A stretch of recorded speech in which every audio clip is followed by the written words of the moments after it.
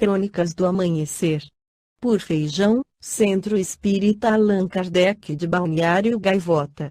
Balneário Gaivota, 14 de março de 2025. Paris, na França, adota método de ensino brasileiro para crianças expostas à violência. Parte 2. Um projeto social implantado no Rio de Janeiro vai ajudar crianças da periferia de Paris, na França. Da zona norte carioca para Aubervilliers, um subúrbio do lado da capital francesa. Há mais de 40 anos, Ivone Bezerra de Melo se dedica a educar crianças da periferia em contextos de risco. No início da carreira, ensinava meninos e meninas em situação de rua. O projeto teve, entre os alunos, as 8 vítimas da chacina da Candelária, de 1993. Ivone desenvolveu um método para crianças que sofrem com bloqueios de aprendizagem por causa da violência. São jovens que testemunharam assassinatos, presenciaram ações de traficantes e de policiais ou sofreram abusos domésticos. O método ERE, que significa Crianças de Luz, adapta a escola ao ritmo biológico dos alunos. Crianças pequenas, 5 a 9 anos, não têm nem 10 minutos de concentração, vai aumentando conforme a idade. Não existe aula de 50 minutos. As aulas são divididas em tempos pequenos, com explicações precisas e simples e repetidas com diversos exercícios, explica Ivone Bezerra de Melo, fundadora do projeto ERE. Hoje, Ivone mantém a escola modelo ERE no Complexo da Maré, no Rio de Janeiro. A placa no telhado mostra a dificuldade de ensinar em um lugar que sofre com a violência. Escola, não atire. Em 2016, a unidade foi alvo de tiros de fuzil. Em Aubervilliers, na periferia de Paris, vivem crianças que passam por situações muito difíceis, de violência, de traumas, de ameaças. A Ivone foi para lá para falar com os educadores que trabalham nas ruas sobre a experiência dela no Brasil e como eles podem aplicar o método que ela criou aqui em outros lugares do mundo.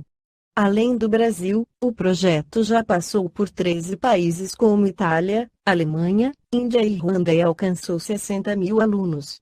A pedagogia ERE recebeu o prêmio da União Europeia e reconhecimento da Unesco, do governo e de fundações da França.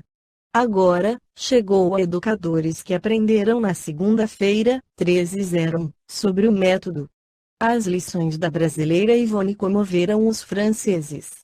Um educador afirmou: "Acho que posso reproduzir o que ela disse aqui.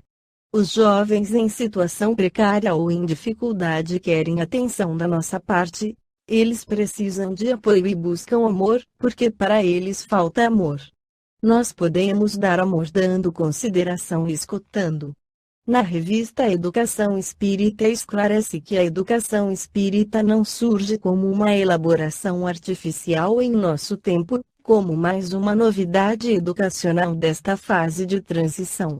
Sua importância está precisamente na sua legitimidade cultural e histórica. O Espiritismo firmou-se como doutrina como uma concepção do mundo grave do homem devidamente estruturada em princípios filosóficos em meados do século XIX. Sua elaboração foi precedida de uma fase de eclosão mundial de fenômenos paranormais que teve o seu clímax nos Estados Unidos, em 1848, com o caso das Irmãs Fox. Só 9 anos mais tarde, em 1857, a doutrina se definia na França, com o trabalho gigantesco de pesquisas psíquicas e elaboração doutrinária do professor Denis Ard Rivail, que passaria a ser conhecido como Allan Kardec. O estudo desse problema histórico revela, em primeiro lugar, que o Espiritismo surgiu naturalmente. Não foi inventado por ninguém. O próprio Kardec relutou em aceitá-lo, quando ele já se fazia uma realidade social. Isso demonstra que o Espiritismo surgiu como exigência de uma época. Sua propagação se realizou à revelia e contra os poderes dominantes no mundo. Até hoje, apesar de todo o seu desenvolvimento cultural, pois a cultura espírita aí está para os que têm olhos de ver, ele continua em posição marginal, o que mostra, por sua propagação incessante, que continua a responder a exigências históricas. Já era tempo de os centros culturais compreenderem essa realidade.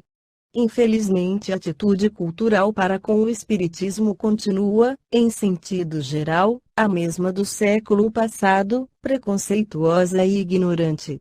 Ao lado do preconceito avulta a mais completa ignorância do conteúdo da doutrina e do seu significado. Mas, apesar disso, multiplica-se o número dos espíritas por todo o mundo. A bibliografia espírita é hoje um vasto acervo cultural. A imprensa espírita constitui considerável rede de jornais, revistas, boletins, anuários, programas radiofônicos e de televisão e até mesmo estações de rádio. Essa cultura espírita não se desenvolveu sob o patrocínio de nenhuma autoridade, de nenhum estado, de nenhuma organização especial. Seu enorme desenvolvimento processou-se de maneira anárquica, por força exclusiva das opções pessoais, apesar de todas as formas de repressão desencadeadas na família, na sociedade, nas escolas, nas igrejas, na imprensa e por toda parte. Toda forma de cultura exige meios de transmissão. O meio básico de transmissão cultural é a educação. Era inevitável, portanto, o aparecimento da educação espírita, que a maneira da educação cristã foi se delineando aos poucos, primeiro no lar, depois nas instituições em forma de catecismo e por fim na criação das primeiras escolas. Como o Brasil foi o país em que o espiritismo encontrou condições psicossociais, etnológicas e culturais mais favoráveis, foi aqui que ele se projetou mais cedo e de maneira mais evidente no campo educacional, e isso apesar de ter sido aqui, também, que mais insistente e aguçada se fez a luta contra ele. Esta foi a crônica do amanhecer de 14 de março de 2025. Por Alfredo Feijão Lopes.